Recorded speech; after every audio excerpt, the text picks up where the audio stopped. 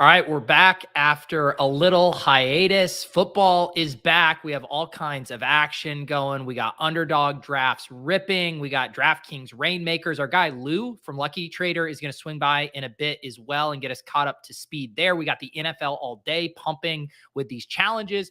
Jennings back in the fold. It's CTS. Let's do it.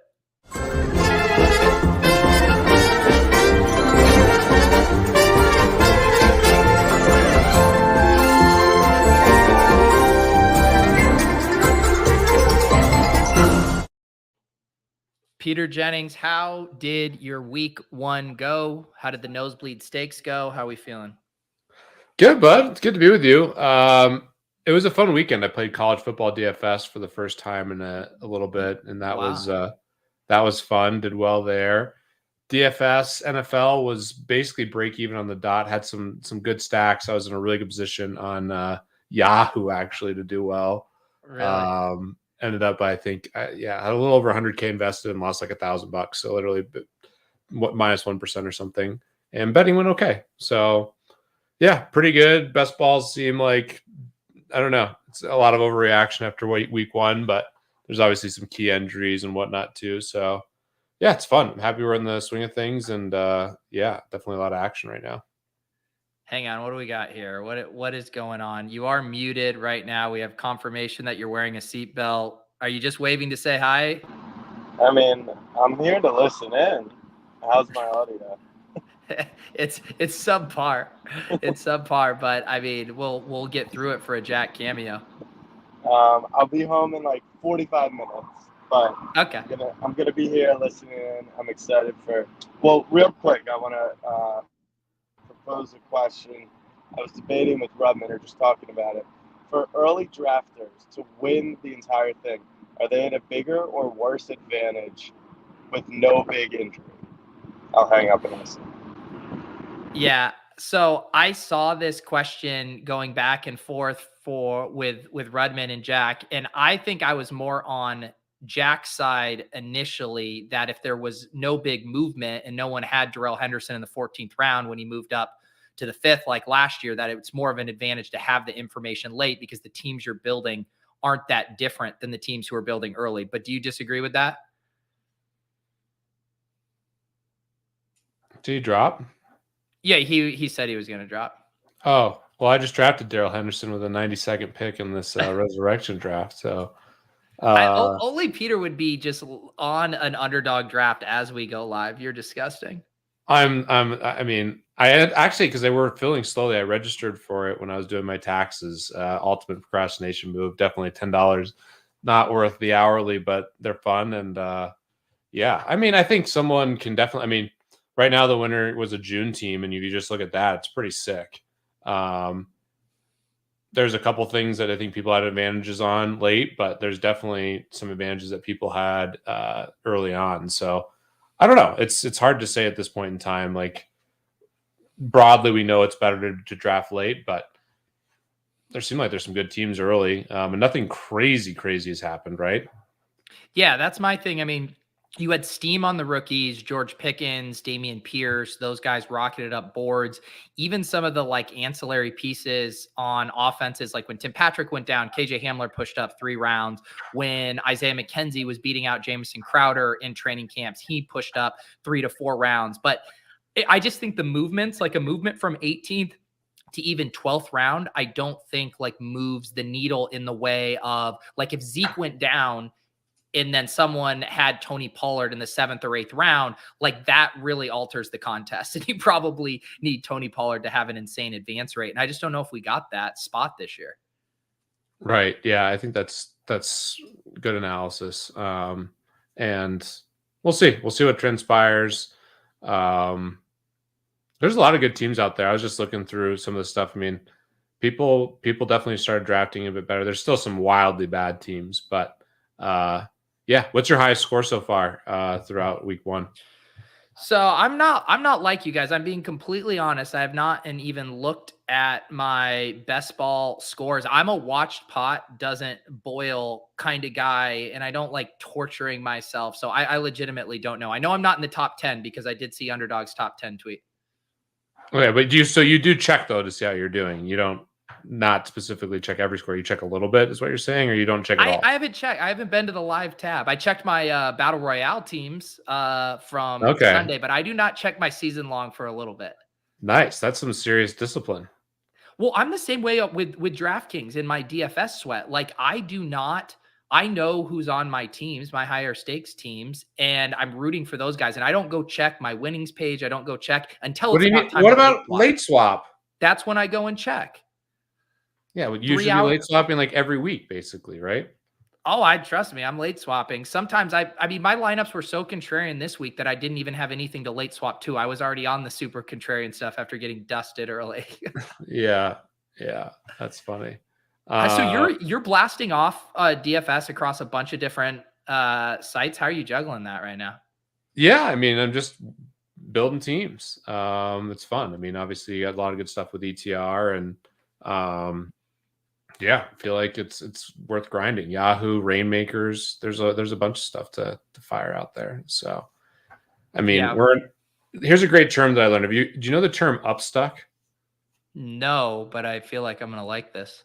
Yeah, so I learned about this like a month or two ago, and it's just such a perfect word that just epitomizes my state of being. So if you bought into a poker tournament for 5,000 and you ran it up to 20,000, but then now you're at 10,000, you'd be up 5,000, but up stuck 10,000. Uh-oh, hold on 1 second. Okay, I think I completely track what you're saying in this regard. Where you're saying goodnight to Gracie, and she's gonna come in and I block the door. Up stuck. Hi, Gracie. I'll try again. That's great. Gracie, say hi. Hi, Gracie. Can you say hi? Hi. And you go kiss to the crowd. Gracie. Good job. Gracie, can you say the word upstuck? Upstuck? Do you know what that is? Is Daddy upstuck? Oh yeah. Big time. Look at we got the heart onesie on, all ready for bed, waving to the camera. Is it 9-9? You can tell she's looking at the mom teleprompter back there. Oh yeah, she's got the mom teleprompter down. You say 9-9? Or is this too interesting? Good night. Okay. 9-9. Good night. Gracie in the club. She's a veteran. Gracie in the club. She was born in the club, and she will make weekly appearances. So, hang on, just so I understand, the upstuck thing is like being psychologically anchored to the money you won but then lost? Yeah, so it's basically the difference between your all-time high and where you are now. Okay. And you can compensate for anything. So like in DFS, let's say you won like $1 million and then you lost a couple $100,000 the rest of the year. You would be upstuck in that situation. So you're saying like all of us on NFTs over the we're past upstuck year, massive. We're so upstuck. I mean, like everything. We're upstuck massive. I mean, it's getting out of control. So the whole point of that story is, dude, we got to grind. We got to we got to turn over every stone and try to grind. Man, that would, I've been trying to work on rebrands for this show. Club Upstuck would be a pretty sick name. Yeah, I heard that phrase and I'm like, man, that is so good.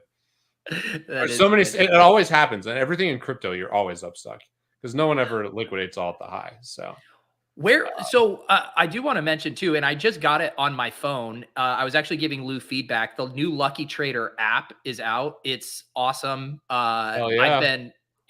I know it's not as fun when we're not in a bull market or whatever, and I do need you guys to like adjust some of the notification settings so I'm not, learning that Boss Beauties went down 10% like every 3 hours. But for the most part, having the app tracking what is in your wallet is awesome. I highly recommend it. You guys can get it in either app stores. But what I think I was just circling back to like a macro thing, like how are things been going over there? How are you feeling about the NFT market? Clearly, you guys have your heads down and are building. Yeah, I mean, what else are you going to do? We're trying to build during the bear. I mean, NFT volume is just straight down. It's definitely the middle of a bear. All in podcast, we're ripping on NFTs, which is funny, but I'm still excited. There's some cool stuff that's happening. I mean, Starbucks launched a loyalty program that I think is really interesting. Linkstyle had something that I thought was really cool with their sponsorships and partnerships with like Bridgestone and other things. Obviously Reignmakers I think is fucking badass. Like it's at the intersection of all the things we love, and people are really skeptical of it, and I hope it takes off in a big way, but right now there's definitely some value there. I mean, there's some tournaments out there where if you just played a lineup, you automatically got money. Obviously you have to buy the cards, but I do think it's been quite plus EV, especially if you're like a,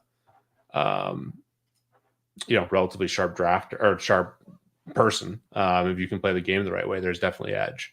So yeah, and I'm excited to talk to Lou about it too. It seems like there's lots of different angles for how you want to approach it, either from collecting DFS, churning, playing different contests, different levels. So that I was like overwhelmed by the complexity of it. I listened to you and Brandon Adams talk about it on his podcast, and I still was having a hard time like wrapping my head around it. Yeah, super hardcore. It's like a more hardcore version of DFS.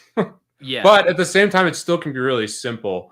But if you want to play the game well, and we'll see how it evolves. And obviously, DraftKings is really behind it with their commercials. Kevin Hart, the NFL Players Association, they've invested a lot into this. So, listen, I mean, we're in the midst of a bear, and I think hopefully we'll see some innovation and some cool stuff. The Doodles raise also was just like ridiculous today.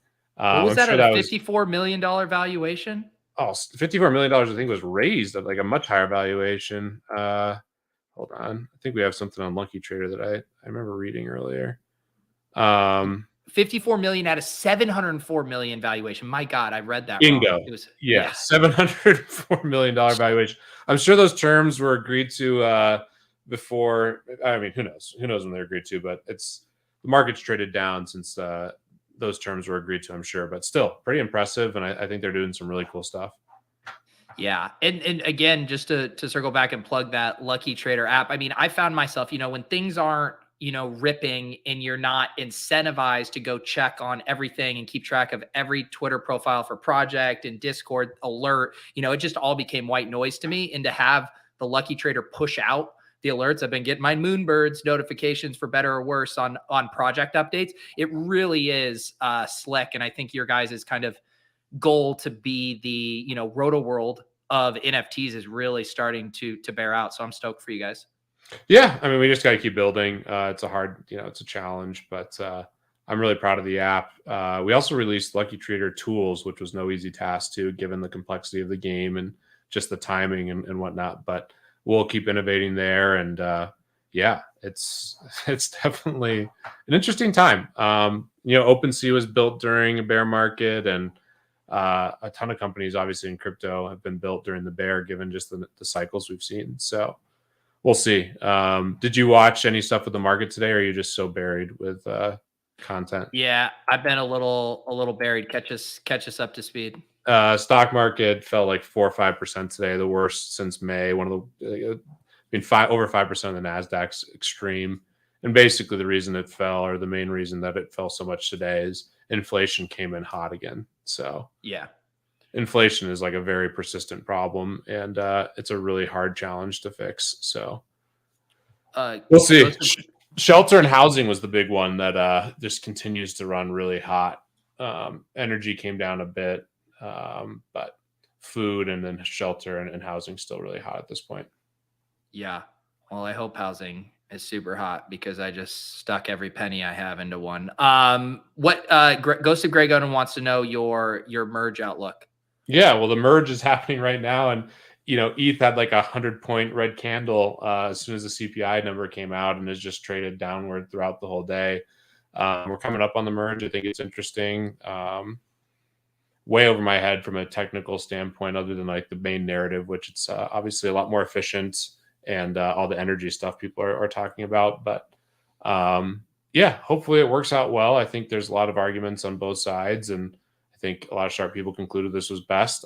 I hope it works out. And the main impact on like prices right now is just more macro stuff than like what's actually happening within crypto. So yeah, I thought Andy was going to be on tonight. I think he's still getting settled back from his trip. I know they had their engagement party the other night, but we'll hopefully get Andy back in the saddle here soon, and he can kind of catch us up to speed. I trust he has a far more intimate knowledge of the inner workings of this merge. Yeah, and I mean, that would be an opinion I'd be really interested to hear. So, we'll see what happens. But yeah, macros influencing a lot of the prices, and just in NFTs in general too right now. Volume's just a lot lower.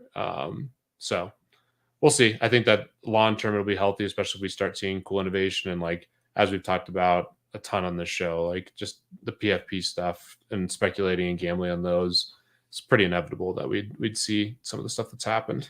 But yeah. How do you find it? I know you've talked about this a little bit before. I'm feeling it a little bit just with being swamped where, you want to be a completist. You want to be absorbed in the things you're doing, whether that's DFS, sports betting, running your businesses, trading the market, NFTs, like all those things. It feels it's truly impossible to be enveloped into each and every one of those things. And so your attention is constantly bouncing around. Like how do you think about those challenges? Because I assume they're top of mind for you. Yeah, I'm not doing a great job, but I'm trying to get better. I do think it's interesting. I listened to Invest Like the Best podcast. I can't remember who it was, but they were talking about the importance of keeping the main thing. And I think probably the biggest mistake I made in 2021 was just saying yes to too many things, trying to do everything. And you were rewarded for that behavior throughout the year because everything was just up only. And like the more you did, the more successful you were broadly. And then of course this year we've seen a lot of pain, and I'm certainly feeling the pain of like the complexity that I had last year. So I'm trying to simplify things. I love sports. I'm obviously really excited about this space. Reignmakers is really cool because it's like at the intersection of everything. So yeah, I feel good about the companies that are being built, and trying to do all that and still play DFS and bet because that's like always been my main thing from an income perspective. So yeah, interesting time. How do you think about it? I know you're doing all the content creation and you have a lot on your plate too. So how do you think about your focus and allocating your time?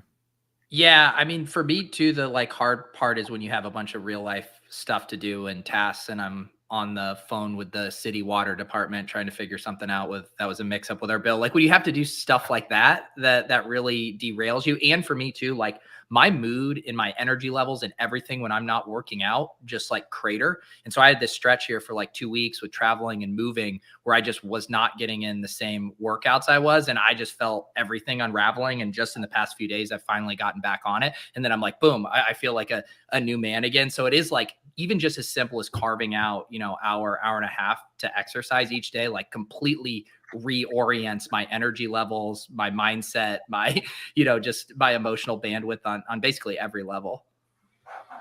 Yeah, man, the workout's so important. I've been back on that grind. I'm drinking less. That's helping. I definitely gallivanted too hard this summer. So including with you, that was kind of the peak of the fun though, when you're out here in Colorado. So yeah, slowing down the drinking, trying to be healthy.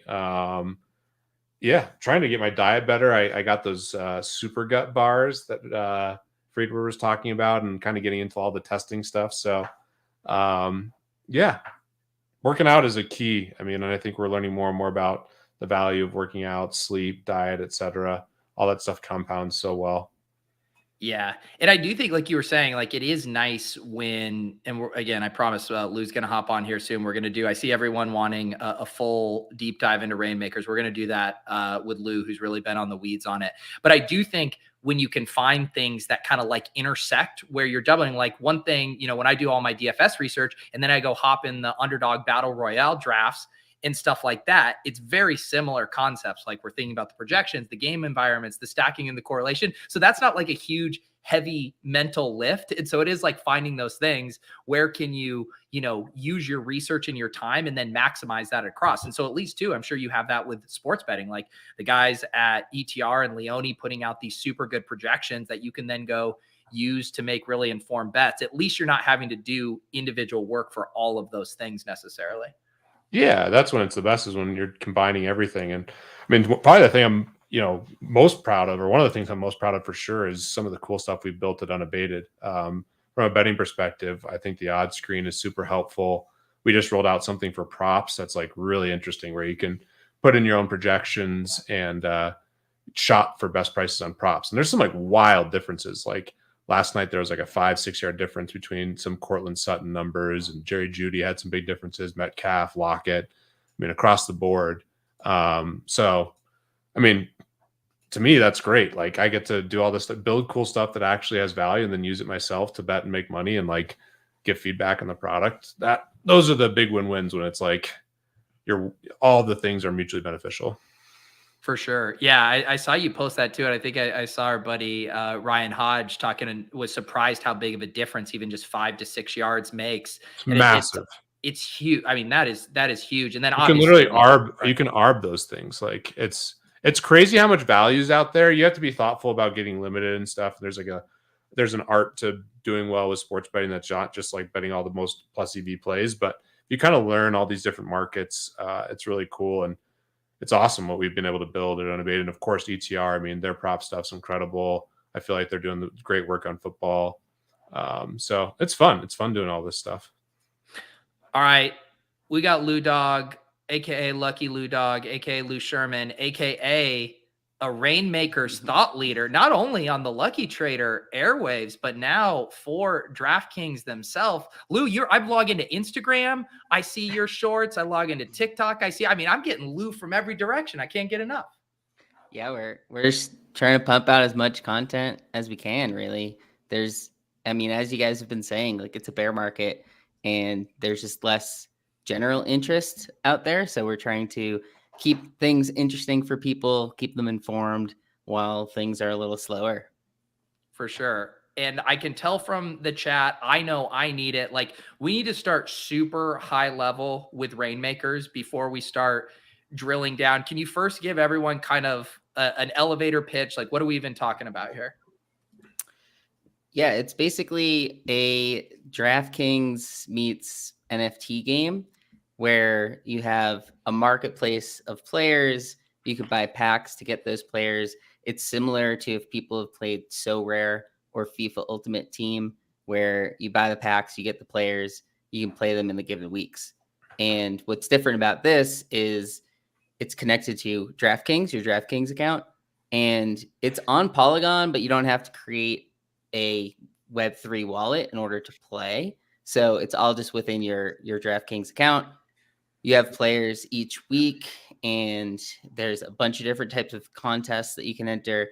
They have 5 different tiers of rarities, and basically each tier is whatever you're comfortable paying. So there's people that are in the nosebleeds paying $10,000 for one player. There's other people who are only going to pay like $100 for their team, so they're in the lower tiers. So that's what I like about it is it's not just the whales come in and buy it up. That was an issue with So Rare, is like people could just go in, spend all the money on the best players, outbid you, and then they have the best players. Here, you can have the best players, but you're in the tier that costs $200 versus the tier that costs $5,000.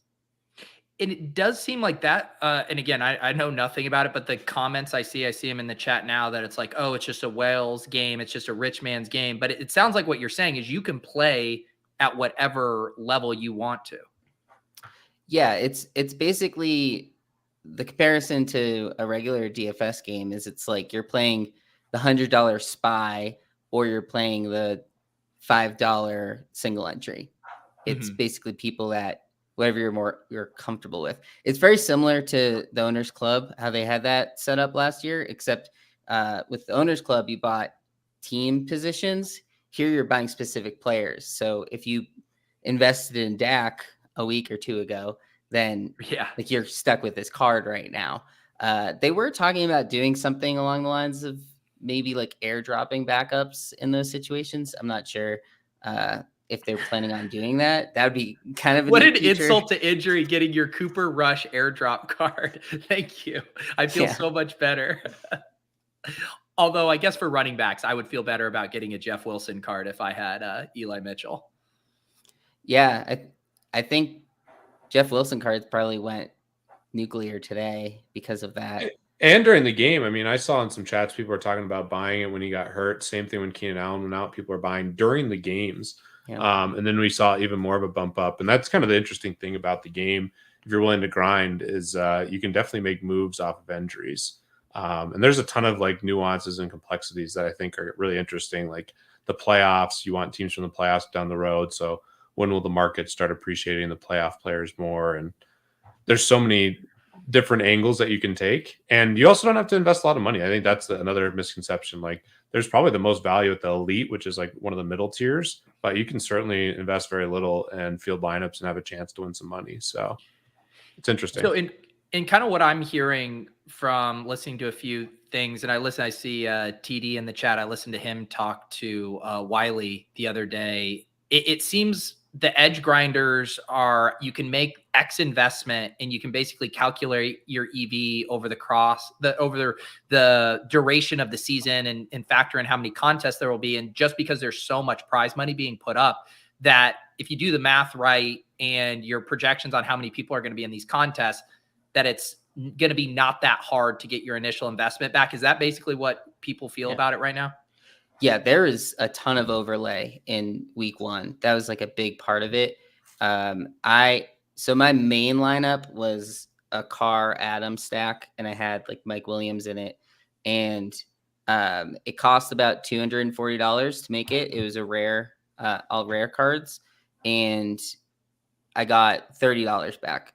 So if you cash half the weeks, you make your money back. But there were these contests where that one specifically, it was 1,900 entries were in it, and 1,200 entries got paid.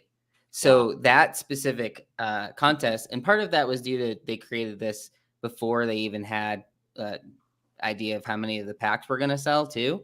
So I'm not sure if it'll be like that every week, but the showdown slates have been like that because you have to have specific players in that game, so people aren't going to buy it just for one game.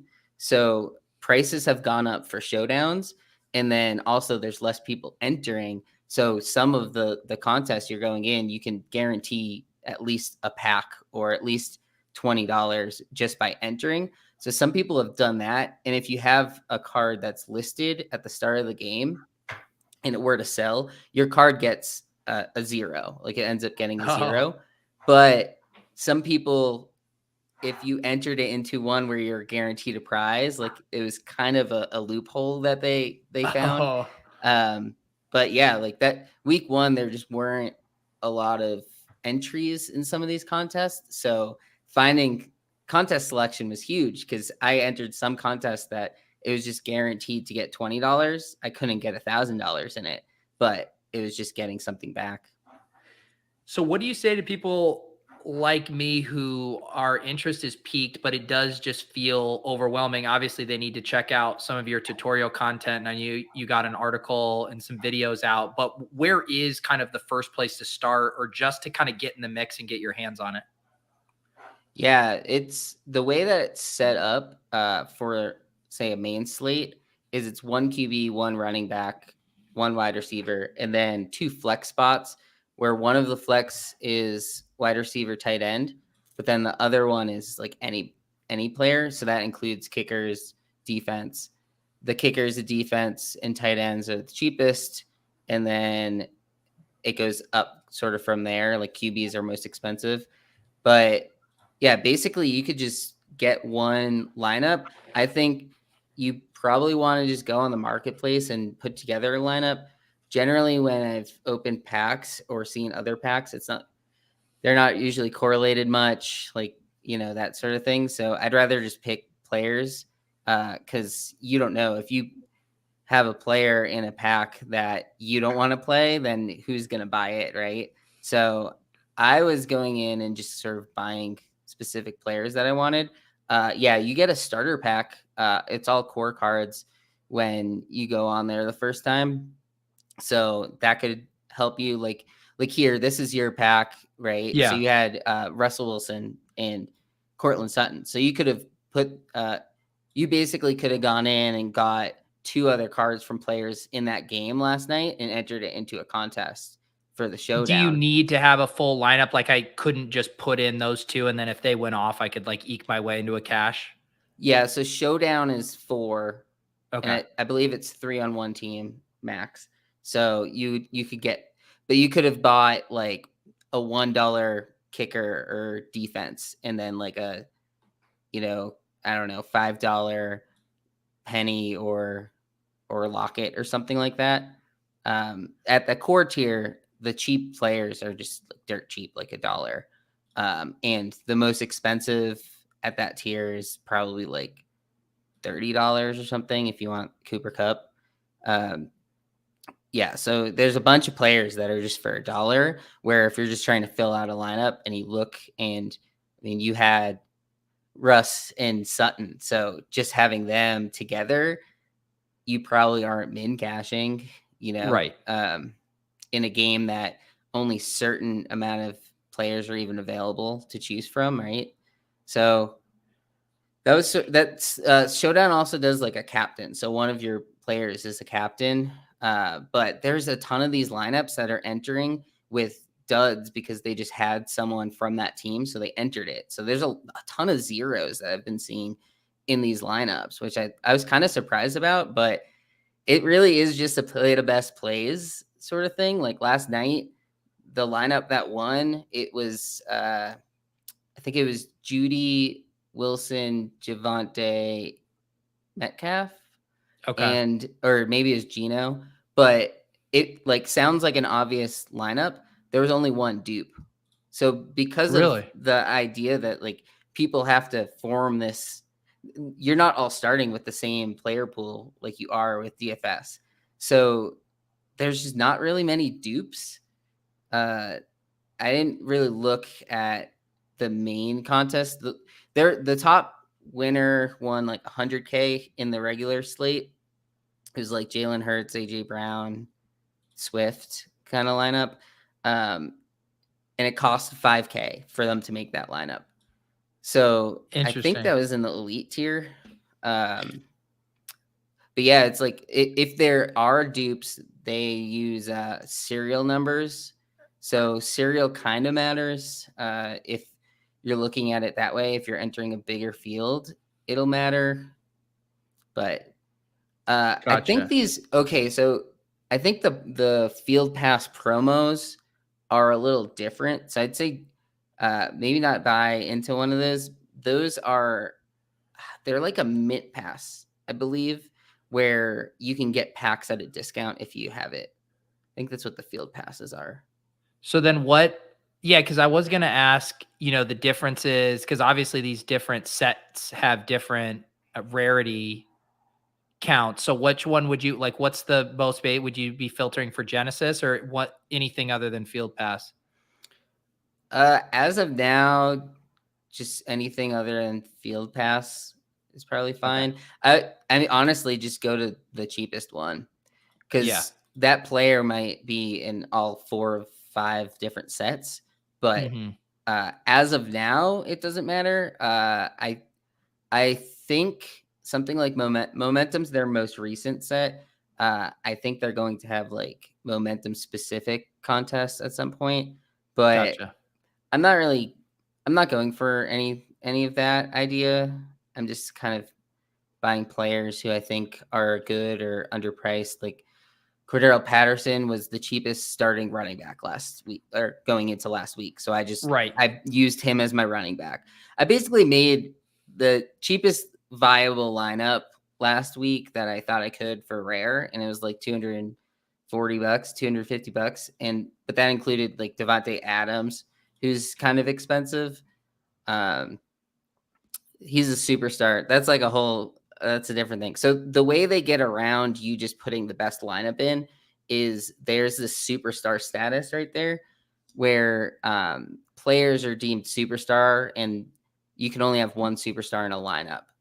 So like the Chargers, Herbert and Eckler are superstars.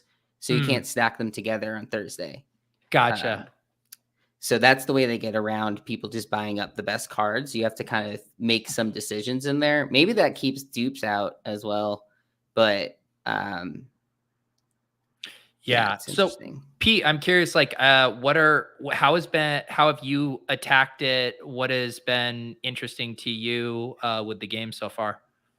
Yeah, it's a really cool game.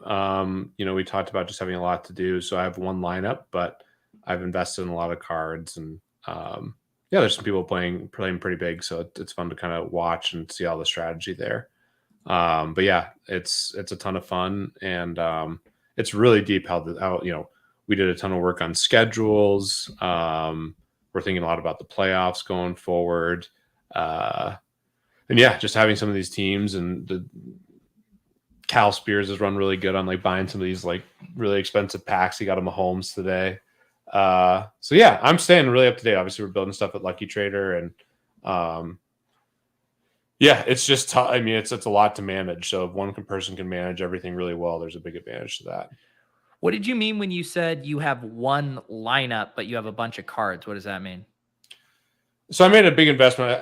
I'm not using my account. I have one lineup on like my personal account. Oh, I see. I bought a bunch of cards and like just throw them away.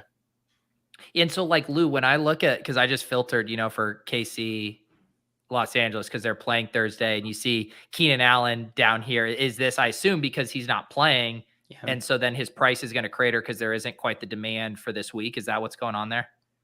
Yeah, people probably dumping him from the injury. But you could buy him if you think he's going to be back in a few weeks. You could use him in the contest, even if he doesn't play. He'll just get a 0, and that's just if you to fulfill your starting lineup. Yeah, like that's a okay option. Another thing that Jason Bales on our team, he looked up a bunch of things on like schedules, and the Broncos. One reason why I was okay with buying Broncos ahead of their showdown last night was because they have 7 showdown slates this year, and I think the Packers are another team that have a lot of those. So it's just like more times that you could use the card.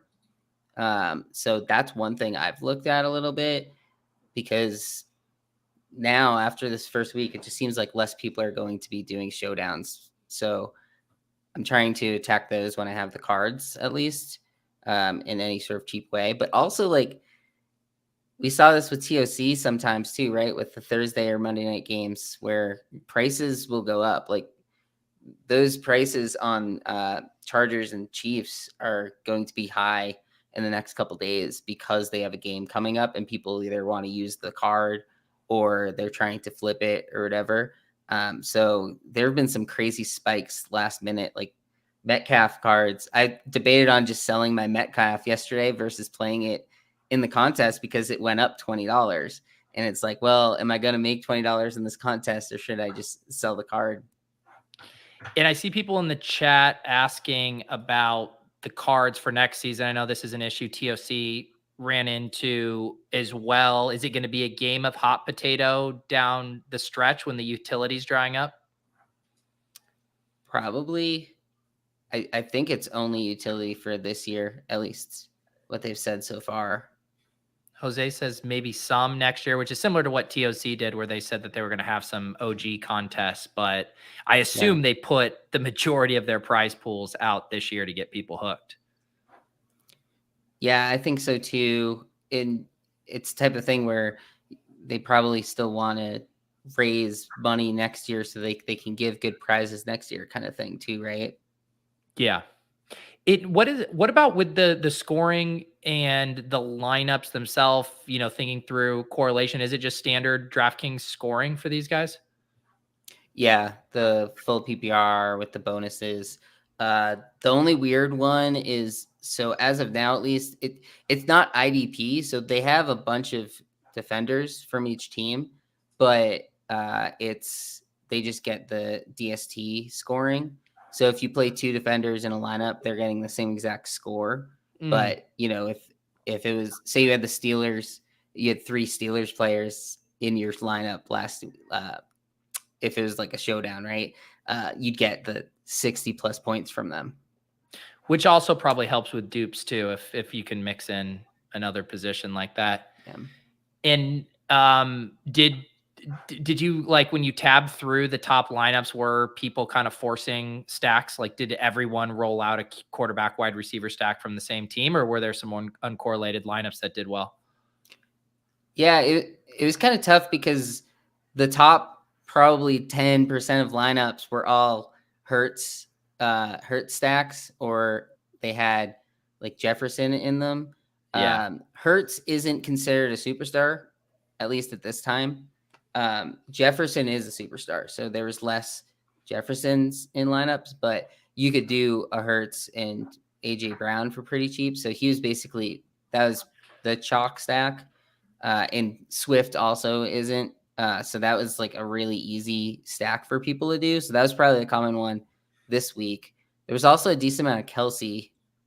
None of the tight ends are superstars, even Kelsey. So at least as of now, they've talked about potentially updating the list of superstars later in the season, but who knows? And what kind of like liquidity and action are you seeing for? I know, and I should also mention in the Deposit Kingdom Discord, someone asked me to make a DK Reignmakers chat. Lou's been very active in there, already lots of good conversation. So I would add that as a resource. Also, TD just sent me an article from Jason Bales on Lucky Trader, 3 early strategies to help build the perfect DraftKings Reignmakers lineup. I just linked that in the chat. I'll put it in the show notes as well. So trying to do our best to get you guys some resources going here. But yeah, I was going to ask, are cards selling quickly? Is there lots of action right now if people are trying to buy and sell? Yeah, and as it's probably not too much of a surprise, but at the lower tiers, it's way more liquid. I'm not sure as much on, say, like Legendary, I think is in a weird spot. And then Rainmaker, because Legendary is like the second highest, right? And people have been touting because Elite has had the best EV. So people are going to that one instead of Legendary. So I think Legendary is probably the most illiquid. Rainmakers is people that want the biggest prize pools are going there kind of thing. But Core is very liquid. That has the most transactions each day that we've been looking at. I've been doing rare. I think the rare is, in my opinion, if you are going on lower budget, better than core because there's going to be less entries into the tournaments. And it's like the difference of making a team for $50 versus $250. So it's like kind of a gap there. But then to go up to elite, you're probably spending closer to like $2,500 or something. Like it's a big gap once you go above rare. So I've been in the rare mostly trading. I can give you my team's an elite team that I play week, and I spent about $2,500. I have some busts, but some good guys. I have Mariota, Pitts is my stack, and then I have DeAndre Swift. Let me just pull it up here. Gosh, I have a good lineup. Michael Pittman, I believe. I'll pull it up here, and it was like $2,500. So you can build. I mean, like you said, there's basically like a cost to get to like a good to reasonable lineup, and then there's obviously great lineups. And yeah, you can kind of pick your tier. And I agree on the rare thing. And I do still think, just strictly from an EV thing, if you're trying to like grind this, it seems like Elite's a pretty good place. I don't know, Lou, has your opinion changed on that, or is that still kind of the case? There's 100K at first for like a Elite tournament this week, for example. Elite has the best tournaments for your entry fee. So like that, I will also that's say, good. I saw some comments in the Discord, and this happened to me with TOC, is what happens, and be very careful because you'll win and then you'll immediately just put them back into buying more cards because you start being like, oh, well, I want to have this stack available. I want this one. So, but so if you want to take some chips off the table as you go, Jack, you made it safely back home here. You've been traveling all over the place. Yeah. I lost my voice, a lot of struggles, but Austin was fun, although we should have beaten Alabama. And Seattle was wild last night. Speaking of OTM, I don't think I like won a contest or two. I don't think I ever won some money. How do you get your money out of there? I would start by logging into the site. It would definitely. What site is it though? Because it's not OTM, right? Go to TOC. The owners. It's toc.otmnft.com. I'm an investor in OTM, so I figured more cash on hand during this market might be better. You sound like a great brand ambassador for the Owners Club right now.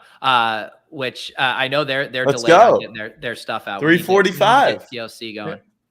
There you go. So real quick, there's 100K to first tournament in the elite, and last thing on it. My team's Mariota, Pitts, and I have McCaffrey, McLaurin, and Swift. it's like a pretty good Ooh. team. Obviously, McCaffrey is a superstar. You wish you had Jonathan Taylor after week 1, but we'll see how that plays out. But yeah, it's $100K to first for this tournament. There's $100K to first last week. Like, I think it's plus EV if you're willing to like make some good lineups, especially the week 1 was. And then at the high end, I mean, there's some really interesting stuff, and I saw a lot of dead lineups in some of these like nosebleed stakes too. Did you, Pete? Did you do CMC over McCaffrey because you saw Olivia Culpo sunbathing? Was that the thesis of the play? I'm just bullish Christian McCaffrey. I hope I hope it works out. We'll see. The usage for McCaffrey versus Taylor was not good. Leone actually just tweeted how he feels stupid having McCaffrey over Taylor as 1, and he'd draft Taylor 1 now. So I didn't see her sunbathing. That's not even the hot take. The hot take is if you take Saquon over CMC right now. Oh, give me CMC over Saquon the whole year for sure. I don't know. Saquon looked amazing. I like Saquon. I have a ton of Saquon. I was just smashing Saquon early in the summer, and he's one of my highest owned running backs. But I think CMC is probably still a better play. But Saquon's right there. I mean, who would you take Saquon over Eckler? Yeah, for sure. For sure. Yeah. Wow. I don't even. Yeah, I think that's where I crazy. To me, it wasn't even a hesitation. I would definitely. I would probably take Eckler. I would take Eckler over Barkley, but I'd have Barkley 5. And I think you can argue, or 4, I'm sorry. You could argue Barkley over Eckler. And I guess CMC is not like a horrible thing, but I don't know. The Giants offense, the Tony stuff is, I mean, they're not playing him. Like, they played him 7 snaps. He's like probably their second most talented player on offense. I mean, makes me pretty concerned. Jack, let's get the recap. I want your literal boots on the ground in Seattle. Then I want Pete's Denver boots on the ground take. I assume it was a pretty wild atmosphere. It was very wild. We were doing some man on the street content before the game. So I knew going in that they hate Russell Wilson. Like, shocked. I figured there would be a small percentage of fans who were okay that he left and they didn't love it. I would say, so we were doing content for the NFL, and one of the pieces we had to ask fans their favorite Russ moment. We couldn't get one person to give us one. Like, it was 100% anti-Russ. So that was pretty crazy. The weather was great. I like the West Coast prime times because it's kind of like light out and nice, and then it finishes under the lights. Stadium was obviously rocking. I had gone 2 years ago when they played the Ravens, and I was sitting up top. Ravens beat them pretty handedly. I was like, I don't think it was that loud. Last night, you couldn't hear yourself think. And the craziest part, so we were in 105, which was end zone. The fans, literally the entire section, did not sit for the entire game. They stood, not timeouts, not maybe halftime. I wasn't down there for they did not sit the entire game. So it was pretty nuts. When you're at the game, you don't get as good of a feel for bad time management and, all the things that you're seeing on Twitter and on TV. I thought McManus made the first kick, before they iced him. Yeah. Because the Denver fans cheered. We were kind of equal with that field goal. So you couldn't tell. And then, I don't know, the second kick missed by 6 feet. I get the odds and that they could have played for the 4th and 5, but if they said we're kicking 64 or less, then the time management wasn't bad at all. That I think no, Jack, come on. Or timeout. Like Jack, I said, it was tough from the stand, but letting it run down if they were always kicking wasn't bad time management. If that was his decision, because then they just drained the clock. Right? Oh, I see what you're saying. Yeah. I'm not saying it was the right decision. If they're 100% kicking, then yes, it is smart to run it down. But Hackett already came out today and said he wished that was Schefter, my arch nemesis, bullshit quote out of context. Not out of context, but I think Hackett said that, but he was also kind of saying based off the result. There was another quote that kind of came out that said 64 and in, we were always kicking. I don't know. What would be the limit for you guys? Where do you think, if it was 60, is it a good kick, 4th and 5? If it's 58, what is the number? I mean, his probability of hitting even a 60-yarder has to be sub 15%. No, Yeah. it's over 6. It's over 15%. Well, he's never hit over 60 in a game, right? No, he was 1 for 1 over 60 yards last year, but 1 for 8. So But in Now, was Denver? that at Mile High, Pete? Yeah. So Come on. okay, first of all right, I got a lot here. Okay, get Matt it out. Davidow, who actually knows what he's talking about, founder of Deck Prism, probably the best guy in the business at pricing live markets. That's what Deck Prism is known for. He had 27% win probability by trying to kick the field goal. So he's thinking he's making it like, that 27% range, which I've heard a lot of arguments for both sides on that. And then 39% win equity if they go for it. I thought the clock management was really bad because they had optionality. If they ran like a quick play and kept the 3 timeouts, then they can theoretically get the ball back with 25 seconds or something like that. No timeouts. But which is what? And they would have been super backed up. That's got to be what, a 1%? Yeah. You probably have like a 5% chance to score, maybe like a 3%. You're open for like a long pass or like a PI or I don't know. I don't know what. I feel like that him Hackett calling the 2 timeouts just made him look like an idiot, right? Like that was where, like I said, if the decision was 64 and then we're kicking, he drained clock. But then he was calling the timeouts. I think that made him look. I thought you had like a 0.001% chance. I mean, I can't remember anyone ever losing when they're kneeling the ball, but I guess in theory it's possible. So if you say 27 versus 31, 39. Oh, 39. That was David House. Gotcha. Then yeah, that's an. You guys are not going to believe this, but McManus is legitimately in like the golf group here. Plays a lot of golf. I do believe the ball a fucking mile. Like no joke. He is like hits it farther than a professional kicker can kick the ball far. Is this hit the ball golf? I mean, it's the same thing. And he can. I mean, he made he the can kick. make a 70-yarder like in the right weather, no wind in Denver. So I think 64, 65. Like he has the distance. Like you saw. Did people not see the kick? It was this far from going in. It wasn't. Watch the kick. He starts the draw like in like the right side. Yeah. Overdrew it, but he got it there. It's not like it was like, I think that was like the far end of his range. They said the specific yard. That was like the longest they were going to try for him. I think like 60, 61, he has that like all day long. And I think in Denver, we'll see some crazy stuff from McManus this year. All right, Matt Wild said they should have punted. That obviously seems ridiculous, but what would you price it at? It obviously depends where the punt lands, but like, and Seattle, I think, still has Dixon, so he's one of the best punters in the league. But is that even a possible consideration? No, and that's the thing, and that's where people I think are underestimating. All these guys are getting so much better. These punters, some of them are hitting like 70-yard punts. Right. I mean, I know there's that bad story about the Buffalo punter, the prodigy guy. Horrible story. He's out of the NFL now. I don't know anything about the off the field stuff, but the dude was legitimately hitting like 87-yard punts, like crazy stuff. And these field goal kickers, I think one of the Bengals guy, I know he missed some, but like. He made a 59-yarder with like room to spare. I mean, these guys are just like everyone kicks. Cade York hit a 58-yarder as a rookie for the win, and it hit the middle of the net. You know, Pete's an eternal optimist because one of the major national talking points this weekend was how all the kickers had awful weekends, just egregious misses. And Pete's like, these guys are hitting bomb from 70. They are. They missed a ton. No doubt. And of course, all these guys are going to look worse because they're having to these extra points. They used to be gimmies. Now they're like missing them. And I don't know. It does seem, I mean, the percentages I know are down, but their legs are definitely longer. Well, wasn't that the goal to make these extra points a little more difficult? So teams went for 2 more and then all the coaches still turtled it up and keep kicking. I know. It's amazing. I would just love to the Eagles did it for a little, just go for 2 every time. Especially if you're the Chiefs, aren't the Chiefs plus EV to go for 2 every time? They have to be. Well, like are they plus EV? If they're using their best plays, right? Like you would have to use a standard, like injuries and showing your best plays. I don't know. There's a lot that goes into it. Someone's got to figure it out. Yeah. So Jack, what's this? So you're going to be going to every Monday Night Football game. What is your travel schedule for that? Are you heading out every Sunday? Like, how are you pulling that off?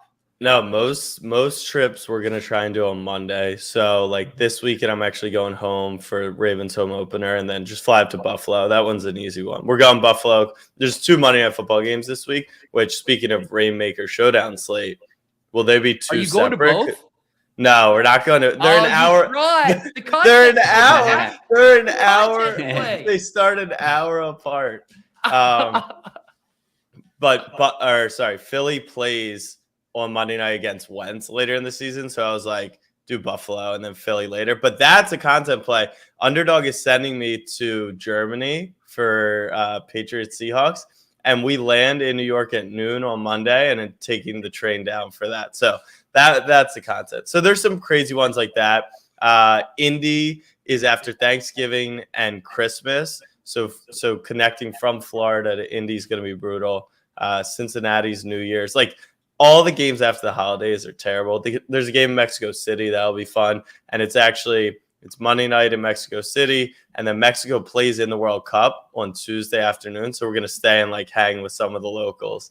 So it's going to be mayhem, but dude, yeah. When I went a few years ago to the Mexico City game, it was Chargers Chiefs. It's so fun, man. Oh, you went? It is awesome. The food there, is it at Azteca Stadium again? I would assume so. Yeah. Enjoy that. That is going to be a blast. Everything's you can get just like world-class food there for dirt cheap. Yeah. It's an amazing time. Yeah. What we're trying to figure out, because a lot of the places we're just going on Monday morning, we're trying to make it just Monday morning and Tuesday morning, like 24 hours quick thing, is like, how much time do we have to explore? Because that's part of like the fun. And we got to go to Pike yesterday in Seattle. So like we hit the one main thing, hopefully in each city. Like Tuesday in Buffalo, we'll get good wings or something, but not trying to spend too much time on the road. Are you going with the snapback guys? Huh? Are you going with the snapback guys, or is it like different person to go with each of these games? So yeah, my brother who works for me is coming every week, and then like this week, one of the kids from the agency that we rep was with us. I've invited Pete to Foxborough if he wants. I have not gotten that invite. It was like casually discussed prior, but yeah, we're inviting like fun people to come and do content along the way. How come? What game is the Patriots on? I think they're October 24th against it's the worst game in the world. Bears. Oh, Patriots. Is it the Bears? Oh, yeah. Well, I know my new house is not far from Fox, so I'll definitely meet up with you at least for the tailgate or whatever. So we don't even need a hotel. That's perfect. Oh, wow. It's already a visit? No, actually, I want you to put me up. I was going to say, like, the baby won't be there yet. So I figured, we can fit. Casey and I can fit in the crib. Exactly. I did just see this Underdog putting out a little graphic here on 1,878,854 best ball drafts this summer. I would not. So Matic had the theory. What's up? How many did you do? How many did I do? Yeah. What? I think I ended up at like. Remember, we had a little. I mean, I don't think we were debating, but other people were like, "No way, I did as many as you." How many did you do? I don't think I was that person. I think I ended up at like 270, 280. Oh, yeah, you got smoked. Look at. I guess you can't see. Well, 549. Filter out the fucking 3-mans, Pete. 549, 69.6K. That's nice. Filter out the 3-mans and put it back on. 69.6K. All right, let's filter. That's your stake? Is that your stake? 69.6K. I blasted. Jesus Christ. Let's see here. You guys want to see my exposure filter out for 12-mans? 323 teams. Still beat you. All right. So get off your high horse. Get off your high. That was just. Who grinds it harder, bud? Pete, I think the fact I actually have to work still. I don't just get to play golf and draft best ball teams all day. I have to work. Yeah, that's the golf. Nice dinners and best balls. Pete's just thinking, how many drafts could I have done if I didn't play 12 rounds of golf? Buddy, when the kid comes, you'll start to understand like your ability to get things done, like over like having something that's like passive like that's perfect. Like watching the baby doing a draft, you'll see. So you're saying I'm gonna blast off harder next year? Oh yeah, trust me. More slow drafts probably. Jennings, what was your high score from the entire thing? I don't know through the entire thing. I saw, Obviously. I think I had like a 166 in the best ball. Let's see. The Bulldog, I think I saw 170s in the big dog. 170 of the Bulldogs. Yeah. How do you even do 70 grand in state? Like, what do You blast. but like a bunch of Mastiffs or a bunch of Bulldogs? I maxed out the Mastiff, the Great Dane, the Bulldog. Did you get that 10K off the table? Just a 2,500. Last second, we couldn't get the 10K. Wow. So that's how we have to measure the growth of best ball if we can fill a 10K next year. Oh, we'll fill a 10K, no problem. The Underdog's coming for the high stakes. There you go. I was just gonna pull this up. I was a little surprised. Devontae Adams, Derek Carr, the most popular stack. I would not have guessed that with them changing teams. I would have thought there would have been slight hesitancy there compared to like the Cousins and Justin Jefferson stack or whatever. It just because of where they fell. Although Cousins, I bet, was right there. I mean, it was pretty easy to get Cousins, but you had to kind of reach for him. And if you had like a late pick where Adams, if you had to like the 10 through 12 or whatever, it just Carr fell there so often. Is most popular stack like literally the top quarterback wide receiver pairing, or like implied that it was one of the higher drafted wide receivers? Because like I could get Tannehill stacked with, Burks or whatever all day long. I think it's out of all the lineups, I think like Devontae Adams was stacked with Carr the most, and vice versa. I think it was my highest stack, personally. It looks like a good one for a lot of people. Chalky. It also is like anecdotally in my head, it was like whenever I looked at the Josh Allen team in like late round 3, they always had Diggs with them. But I guess when you just factor in price, there's just way more people who passed on that. Whereas the Carr price was just really easy. And I really think it was because his ADP was always in that range in that round. Like you were just always drafting Carr in like the 9th round, 10th round from the back end. Yeah. Did you guys talk about me shipping the Thursday night $5? Oh, wait, baby. When did you? Yeah. On Underdog? Yeah. Oh, how many Underdog rich? Huh? It was I think an 8-way, so we each won 1,700. You didn't ask everyone not to. 1,700 off $5. That's not too shabby. I mean, that's like 1/100th of Pete's action for an entire offseason. All right, what was the team? What was this team? Yeah, let me. That's nice. I missed this. I was in Vegas, so I didn't see your screenshot victory laps. I'm sure you had. Yes, it was head of winning. Well, because I also hit a 5 guys, but it was Cup, Gabe Davis, Henderson, McKenzie, which not even really like a tough lineup because I wasn't drafting Akers. McKenzie, I guess, is like the different part. Yeah. But we love. Well, that's why I like. So those single night ones are fun.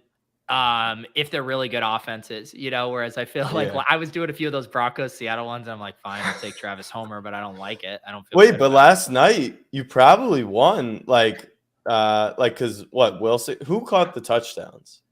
Disley caught one. Disley, and who caught the other? Judy had one. Yeah, who caught one? Wait, didn't 2 tight ends Parkinson? Parkinson. His name. Yeah. So you could have had Jude. I mean, yeah, but I am super. I got addicted to the week 1 battle royales. I was doing those on my flight, but I feel like Underdog heard my pleas because they did the Hail Mary, which is the same format, but it has 12 teams instead of 6. So going from 36 to 72 players drafted. Oh, they did. Gets very, very fun. I was even thinking when we wrap up tonight, we could maybe blast off on a Hail So Mary. that's the Hail Mary, which is $25. Yeah, $25 and $10K to top. Obviously, it's easier to rip the $5 battle royales. That one this week has 50,000 up top. Last week I think was 40,000. So these battle royales are so addicting. They're amazing. But the thing, all right. So first off, the Hail Mary. What do you think the edge is between getting the first pick versus the 12th in this versus like best ball, or a season long? Like, doesn't there have to be a huge edge or not? I think the opposite. I think it's a week dependent. It's dynamic to the week. Yeah. I think the ceiling on a week to week basis is so spread out against those. Like how I felt about the week 1 battle royales is like the first 15 picks felt like a tier. And then after that, it felt like just the biggest tier, like Right. 15 to 50. I mean, T Higgins was going undrafted. AJ Brown would go in the last round. I mean, there were guys that had massive ceilings that weren't even getting drafted. And then, all right, battle royale. Yeah, it's fun. The battle royale is so tough though. Like I had Mahomes, Jefferson, Kelsey, and you still finish nowhere near the top. Like you got to come up with the perfect lineup. Well, it just, it's the same dynamic we were talking about in best ball, right? Where you get unique with one of your last picks. You can get unique with your last 3 picks in this, and you're not even sacrificing much. So once the field, because what happens is everyone just gets correlated and funneled towards the ADPs, and people still naturally don't feel like they want to reach. But you can like go in ahead of time and just be like, you know what, I want a Jared Goff stack because I know like no one's going to end up with Jared Goff when there's only 6 teams. Is stacking even good in that? Like I was thinking about this recently with some of the Rainmaker stuff too, but like I feel like having Carr Adams might not be all that great. You might rather have someone like Hurts or Kyler as your QB just because like their upside is more than what Carr is doing if he throws 200-300 yards. I think that's a good point. Maybe the take would be like if you have Burrow or someone like that, and you want to double stack. Like if they get there, Brady, if he's the winning quarterback, he's probably throwing 5 touchdowns. Yeah. Like Mahomes in a single stack. Mahomes was the winning quarterback, and Kelsey's kind of the guy you stack with. This week was in both DFS and Battle Royale. It was not a correlation week because it was literally all the best plays just fucking smashed. Like you just put Jefferson, Saquon, JT, easy game. Let's see, Jack. I did want to circle back. We were talking about Reignmakers a lot before you hopped on. Have you messed around at all? I haven't. Lou, I thought your explanation was a really, really nice job. I was listening in the car home. I saw someone in the comments say it's actually pretty easy to figure out. If you played TOC last year, you definitely have a good idea of it. I haven't had the time to really look through. And it's that, I guess my question, and I'm sure you guys touched on a little, is like, I know nothing carries over to next season, but if you had Saquon, like, can you play it as a stock market as well? Like, did Saquon's value go up, and is it just his rares that go up, his legendaries, or do even his base go up? I'd say it's all the tiers. A good person for that is like Cordarrelle Patterson, who was like the cheapest running back last week for starting running backs. And now he jumps ahead some of these other like a Miles Sanders, maybe not him specifically, but he jumps ahead of some of these other guys in the market because people want to then play that card again in future weeks too. So it is a little more like the stock market. But I would also say, like, if you're going to invest into it, you might want to do it earlier than later because each week it's somewhat of a depreciating asset versus just buying them now. Is there any reason could they ever go long term and like a non-expiring, or is it just they need the recurring revenue year in, year out to make the prize pools? Like, I mean, we see with Top Shot and All Day, they're going to continue to release packs, obviously. But do you think I think Mojo launches this week, so a true, stock market based on fantasy points. But I think that's what an NFT should look like is, forever. Yeah, I feel like that's been one of the big feedbacks to them. So I feel like they're going to do something, whether it's, those contests are just for future packs and not like cash prizes or something. Right. I feel like there'll be something that they end up doing with it. But currently I'm just doing it, assuming not, just as with other NFTs, it's kind of like, don't necessarily just assume what they're going to do in the future. Well, I was going to say the same thing, Lou, in the same way, when we were in our minting days, right? And you get some and then you flip until you're in the green and then you can free roll the rest. Like that's how I would be approaching this. I don't know. You guys can trust DraftKings. You can trust the roadmap, yada, yada. But I would be taking advantage of this overlay, these contests, get your initial investment back if you have that, and then free roll, it from there. Like that's the smart way to do it. But again, like I said, it gets addicting once you start building lineups and you're like, man, I sure would like to have a Stephon Diggs for one of these contests. Yeah. Yeah. Kind of like what TOC did too, right? Whereas like early on when they got feedback, they started doing a low ball contest. So maybe you hold on to some of your weaker cards because eventually that might be something that you have to enter into.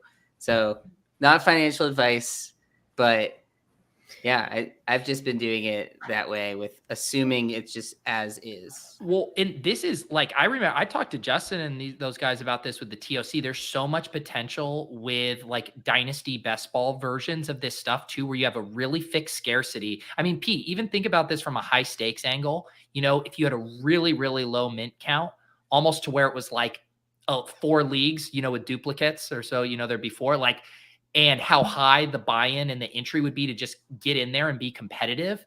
I mean, there's really fun applications for that around scarcity and lineups.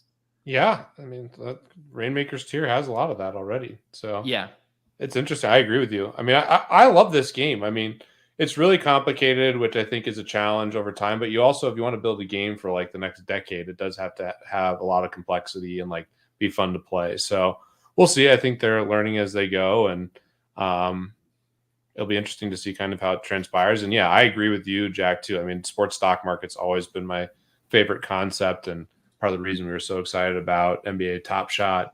Obviously, it's really cool what Reignmakers is doing. So we'll see. Who would you buy in short if you could play on Mojo? The New Jersey stuff? Who would I buy? Man, I don't know their rules well enough, so I know that there's like some nuance, like sacks and stuff like that are really important. I think they're doing all skill players, offensive skill players to start. I would imagine that like probably the best buys are with some of the stats that the people don't recognize as much, like the quarterbacks. I imagine are going to be pretty efficient on price. Yeah. I was going to ask you this for mainly you physical card bros. So I guess, Jack, we talked about the dynamic of the quarterbacks versus the wide receivers. And we've been talking about kind of crazy prices for Trey Lance, Trevor Lawrence, second-year quarterbacks. And we're seeing it play out too. Like, yeah, there's some sketchiness here about how good they're going to be. And then we have our young stud wide receivers, Justin Jefferson, Jamar Chase. Like, they're the real fucking deal. Is the market going to adjust to that now? Or is it just like it's never going to happen? QBs are always going to be valued on a level even outside of superstar generational receivers. So like even the superstar generational, yes, there is more of a market for it than there was 5 years ago and definitely 10 years ago. But I still think the inherent risk and what gets valued, like I said, Cooper Kupp won Super Bowl MVP, and no one in 2 years or 5 years will be like, Cooper Kupp won them the Super Bowl. They'll always say it was Matt Stafford coming over from the Rams. And so just inherently, like Justin Jefferson, no matter how good he is, like I don't think he'll ever be credit. Even Jerry Rice, like Jerry Rice is the greatest wide receiver of all time. And he, Steve Young and Joe Montana get a lot of credit for the actual winning of the Super Bowls. And that's what's counted in this stuff is championships, which in the NFL is probably a ridiculous thing to do because you can only give so much credit. But that's just how that market works. But there is a rise. And I think, I do think that on somewhere like Mojo, where you can trade in and out of stuff, I guess that's part of probably why those skill positions lag behind quarterbacks. Quarterbacks know their shelf life. Brady has shown you can play 20 years, even Rodgers, Manning, all those guys. You can only be a star wide receiver for so long. And even the ones who are, it's still half as long as, the quarterback. So being able to trade in and out instantaneously, but, week over week and month over month should definitely help increase kind of a market for those guys. Yeah. They were tweeting some stuff like, Sky Moore, down 0.5%, which was like 30 cents or something. And you can put multipliers on it. So you can, based on what I've seen, you can play it as a market, which I think is fun. Yeah. And obviously wide receivers are not as important in quarterbacks, but we have just even in the past year, just with the contracts that these guys received, the way teams are now building around them, the way they're tilting the game. Like, I guess I'm just rooting for the card market to catch up to how valuable these elite wide receivers are.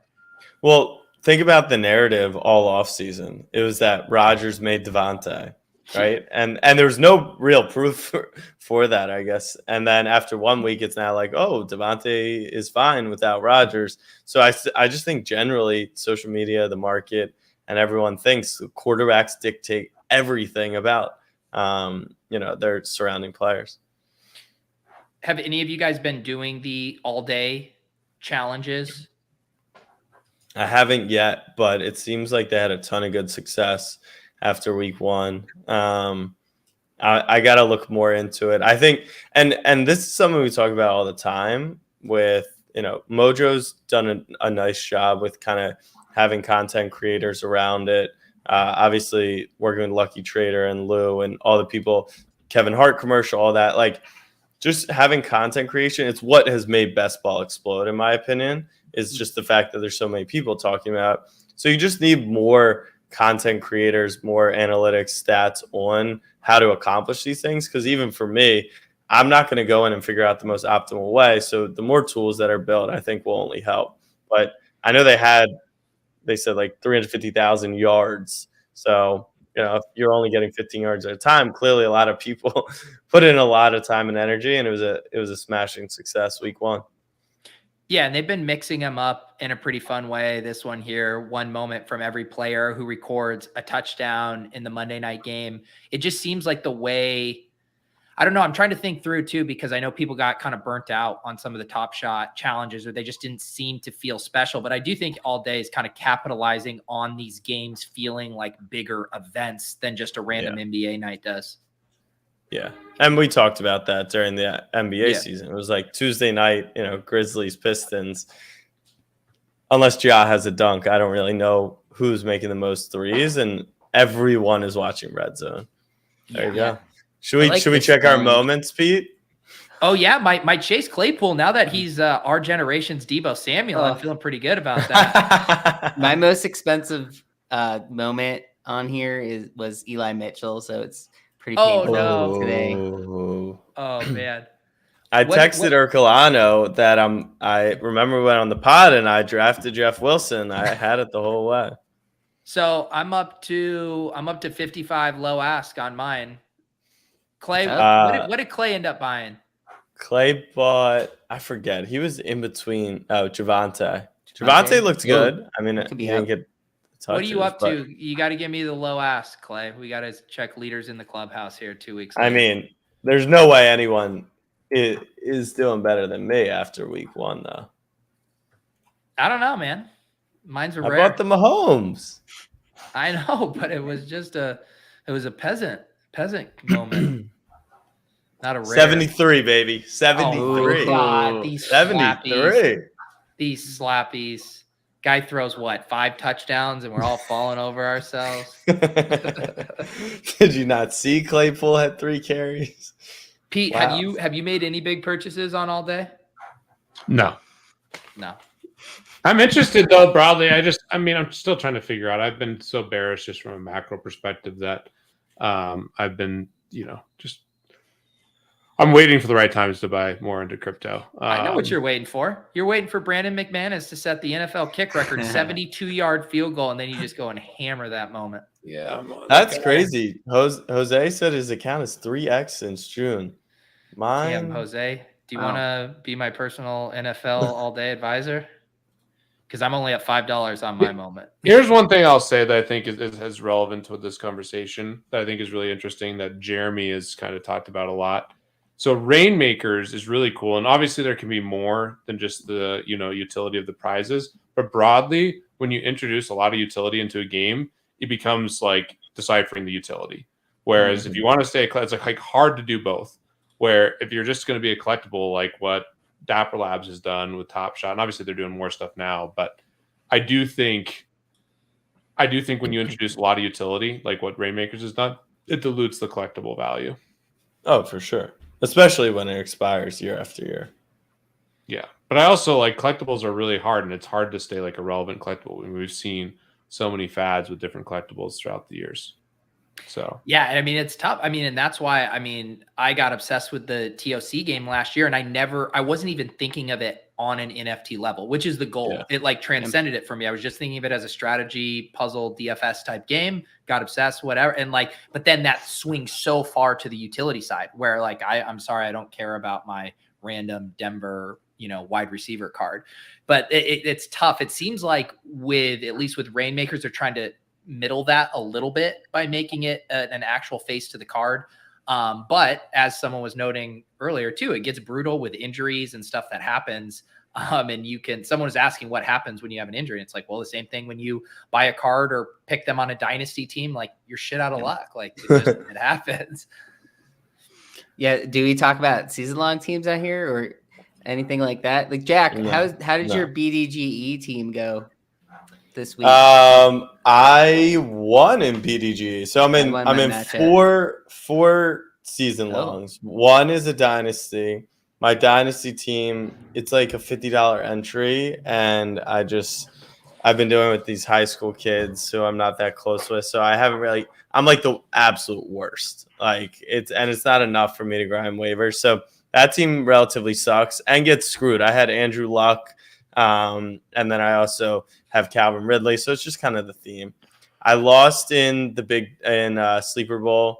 I lost in Knights, but I think I won in BDG. Yeah, I was the same. I won in Bash, but I lost in Sleeper Bowl. Lou and I's FFPC main event team got off to a hot start, though. What's our combo? What's our start that was just beasting? We did Adam Swift. Adam Saquon. Oh, Adam Swift. Yeah, that's Adam a fun Swift, start.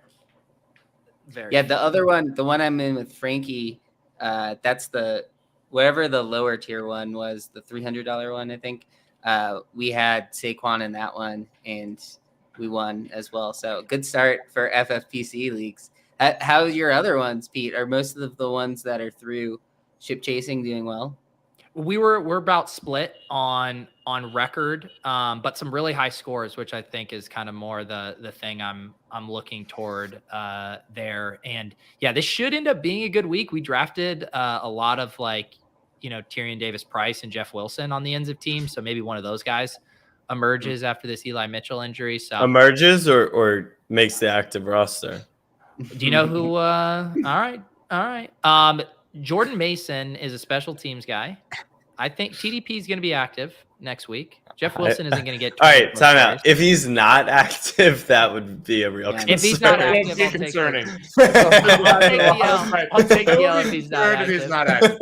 Yeah. I'll say that Davis right now. is all I about will be Mason. concerned.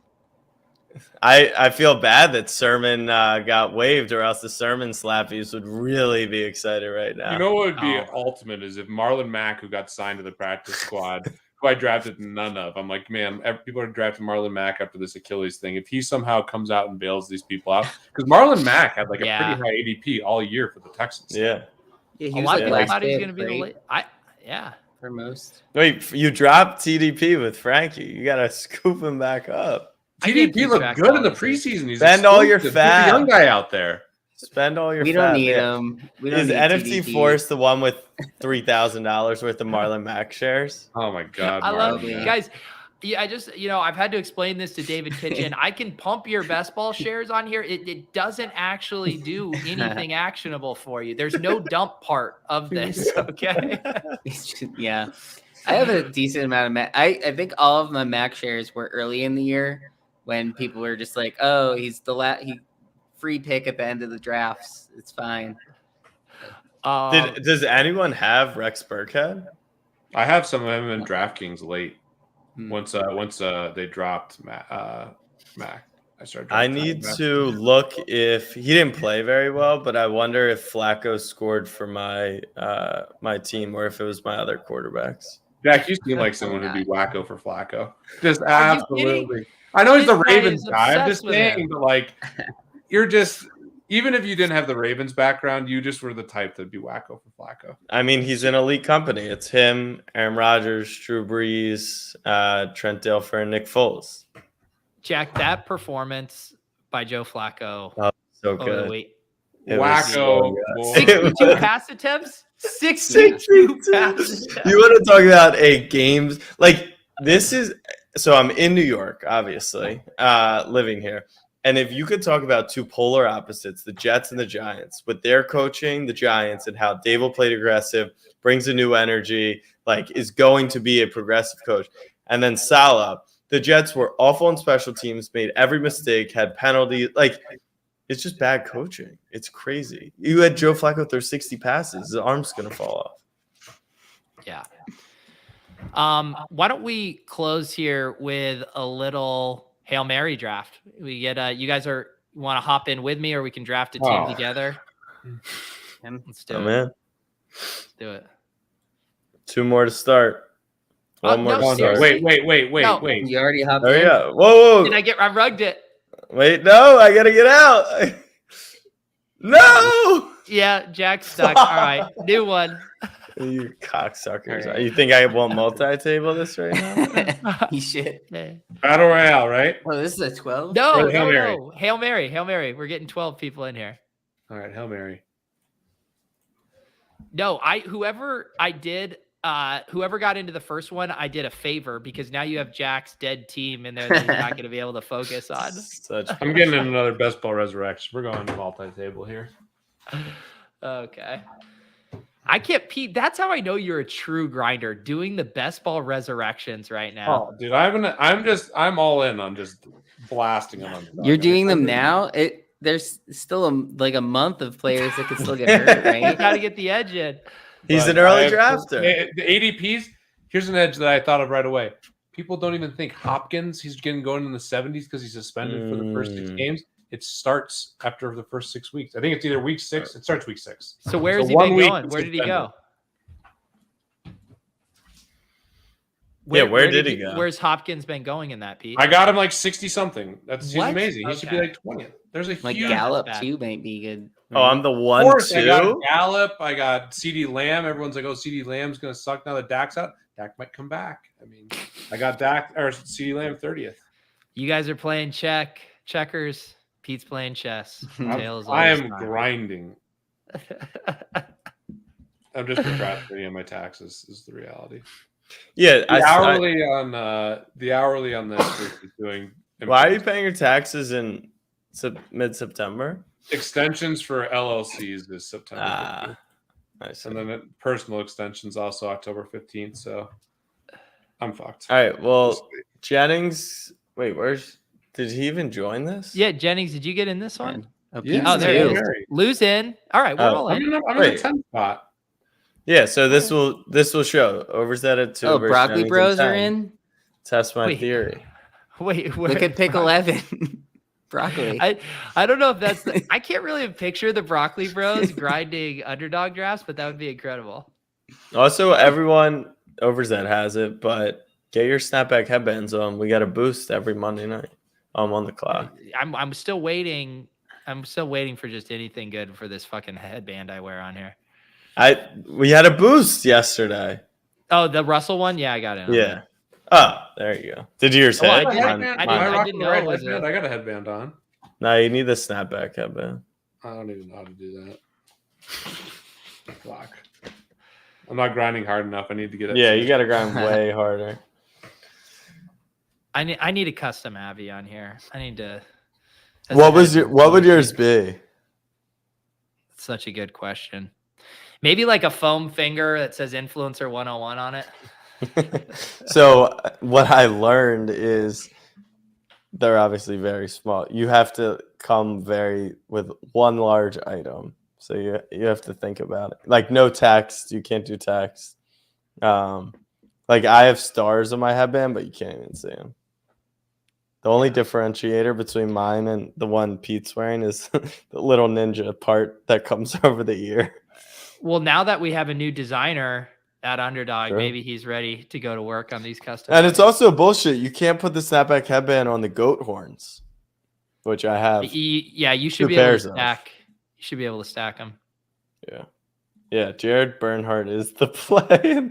He did not. Yeah, Jack. This is time to really show some conviction in that play. How are you feeling after week 1 with that Galaxy? Like I said when I did it, I miscalculated that it's actually you want him as a wide he's not even playing quarterback. So Taysom Hill was the play. It was. Oh, where would Taysom Hill go in Resurrection? Like, does he go super high? Where's he going, Pete? Just 1 week. Yeah, I mean, that's kind of what he does. I mean, I expect him. I mean, everyone's like, "Oh, he had a great. He scored 14 fantasy points. That was like a good scenario." I mean, if Jameis Well, gets that's good hurt, for a obviously. tight end. That's really good. Did that guy just snipe Tyreek Hill for me? Broccoli? Oh my god! That's someone I would be buying a boatload of right now. Why? You just love it? I was buying him. Dude, Miami threw the most of any team, and then they kind of soaked the clock away. I mean, Waddle and Tyreek are going to get peppered this year. Yeah. Damn it, GME. I left a little candle on for my Cooper Kupp, Kyle Pitts mini correlation. Your mini correlation. Don't fucking laugh at my mini correlations, Pete. You let Shuby get the stack, Lamar and Andrews. Yeah, Jack got cucked hard on that. For what? Jackson Lamar. Old Jack takes Lamar there at 1-4. The Miami is good against Lamar. I'm not taking that. That's stupid. Devontae Adams is going to have 9,000 yards. God, Devontae Adams is so good. Come on. Leave him alone. Those three mans couldn't. Oh, baby, the three mans. These people. What are the Imagine three drafting, men? like Najee Harris or Derrick Henry over Devontae Adams. I mean, that's what people are doing all summer long. We get the gloat after 1 week, and then someone will get hurt. But all those running backs outside of Swift, I mean, I guess Saquon was a great pick after week 1. Some of them will do well, but Kyler, bring back on Adams. Uh-oh. Just saying.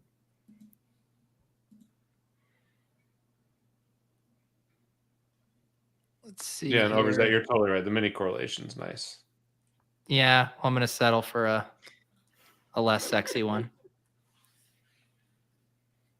Hey, after week 1, maybe it's more sexy. I don't think I'm going to do. I think I'm going to let Stafford go.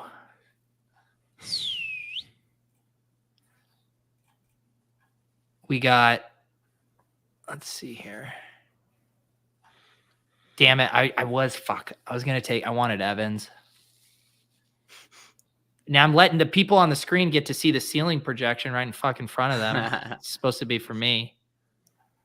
Cool. That's a big. They got a big wow. ceiling for Denver. Judy. Yeah. Jesus. After that first night. No, the green is the implied team total. Oh. The blue is the ceiling. Josh Jacobs. Go get your Josh Jacobs shares. The This hell is is the he time projected 22 points for? All right, whatever. Just if we're making this kind of bet on Cup. What, you took Stafford? I did. I don't feel great about it. I should have just taken Mariota. What a chicken shit move by me. Wow. Why take Mariota- Matthew Stafford when you could take Mariota? Yeah, guy's a fucking stud. Kate's in a resurrection draft with CSU right now. We're grinding. We're up stuck a zillion, and we gotta go. Wow. Gotta Holy battle. shit, the running backs get throttled in this. I did not realize that. It's like a running back avalanche. Oh yeah, I'm not gonna advocate running back. So I just have the 3-4, and I have Adams and Kyler. Like, would I take Jacobs there or no? Say that again. Should I have taken Jacobs? So I have Devontae and Josh Jacobs, or are we thinking that's not the play? I wouldn't want the running back and wide receiver on the same team, especially if the running back doesn't catch passes. Right. You want to add Brandon Bolden in the last round, though? Knock yourself out, brother. Are we talking about CSU's or mine? Matkins, are you actually like looking in the Underdog data right now for Hail Mary starts?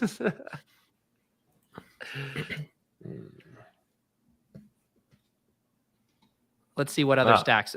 Oh, Pete, DFS Texas. This is how you cuck CSU. You take CMC followed by Russ to Oh, Judy. the Judy one I Oof. was sad about. I would have still taken Judy even with Javante, but yeah, it's pretty nice. I got some Talk thoughts, about though. a badge brigade. I can't, Jack. I mean, I am proud of you. Getting the badge. You know, there's lots of ways you could have been a fake. Wait, what's the badge for? A certain amount of drafts or winnings. Ah. So for you, certain amount of drafts. What's the red badge? Roasted. What's Red the badge? red badge? Slightly more drafts or slightly more winning. So for me, the winning. Hold It's on, red hold like on. 1,000 or something. Oh, I'm on the clock. Let me see. Wait, how do you know? It's Doesn't in it the tell you fine somewhere? print, the TOC somewhere. Rudman. Is he in your bedroom? Rudman. What? Rudman. Well, I think he gave up on the Patriots, so he doesn't have anything else to do. I like that idea. You just beckon Redmond and he materializes. What? The red badge means you've completed 1,000 drafts or have $20,000 in winnings.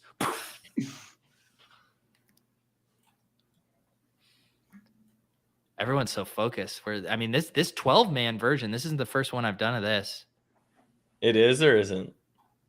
No, I've only done the battle royales. This is my first Yeah. with the 12, but it definitely Yes. makes it way more interesting. Pete, what's boots on the ground? Do we have is T Higgins going to play? Oh, someone just took him. I don't know, T. I passed him because I don't know if he's going to play. Concussion. Yeah. He's in the protocol. It seems pretty risky. Yeah. Bengals You know are what they say? they just gonna smash the Cowboys? You'd say they were playing right. Yeah. I don't Yeah, know. I mean, can the Cowboys even Burrow? score enough points to keep Burrow throwing? Burrow did The throw Cowboys' 4 picks, right? offensive line is in absolute shambles. Yeah, it's bad. Burrow stinks. Oh my god, you're just such a donkey. I like your team, Lou. Yeah, kind of hoping the 49ers do better this week than last week, though. Yeah. It's interesting. Yeah, I haven't done one of these 12, but I definitely wouldn't the next time. I didn't really think that through much. You definitely have to think through like the stacks and positional scarcity way more than you do in the 6-man. I love Lance. Are you Yeah, being let's go. sarcastic? No, I just took him in my other draft, but I just completed the bomb squad. Kyler Ertz with the Devontae bring back. Yeah, that's pretty strong. Pretty much shipped.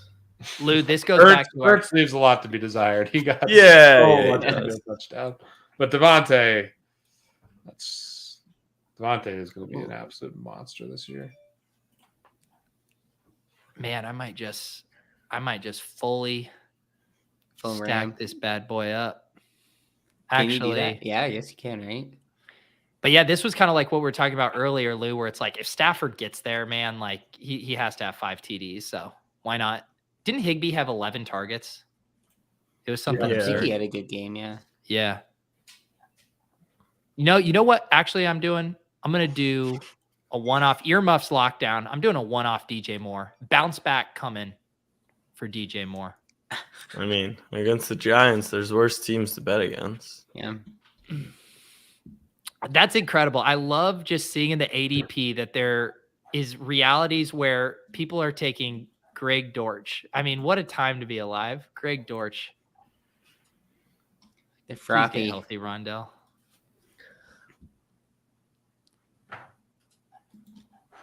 Rondale. Need him back.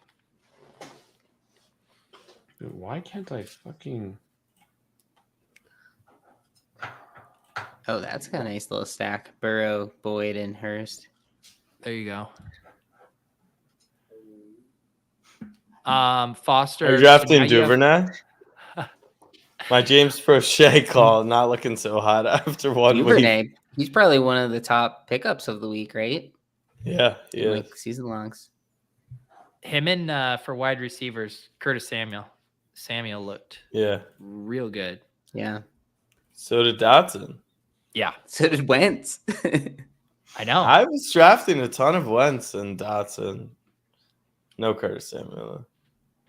And now they play the Lions too. Like that game could really shoot out. Yeah.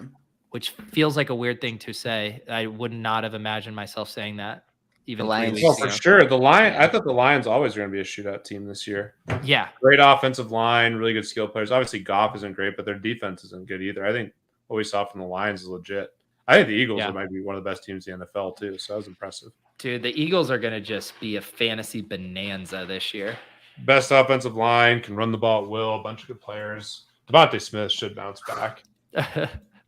Honestly, Foster, I think I'm the same. Foster says, I think I'll remember week 17 matchup of this season into my old age. I really do. I'll probably have grandchildren whose names I can't remember, but I will always know that the Broncos and Chiefs play in week 17. Are we off ETN? Oh, No, I thought I'm you not. guys were going to totally bone me because I wanted one of those Washington guys, and I still got Dotson. They both fell.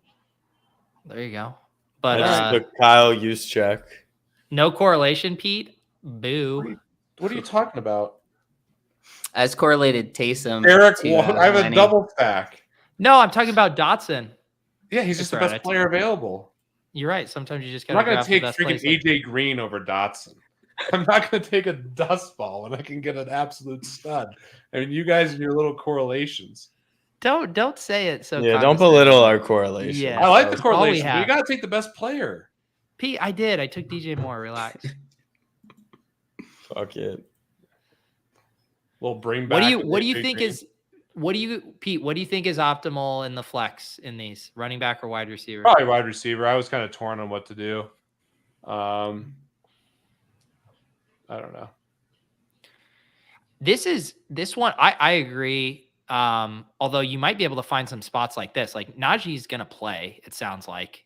Yeah, I was He just- debating some shit like kind of similar receivers to like obviously Renfro and Dotson, those guys versus Jeff Wilson. I mean, I think on Underdog scoring, some of these running backs that have a lot of touchdown equity are pretty good of. Yeah. If Saints give me him, I'm taking Najee. Yeah, I think that's pretty good. Yeah, I don't know. Yeah, I almost took Najee. Good matchup. Yeah. They're probably, after the first week, they might smash the Patriots. That's a good Well, team. that's the other fun thing about doing these early, right? Like if once Najee practices or whatever, then his ADP will go up, a round and a half or whatever.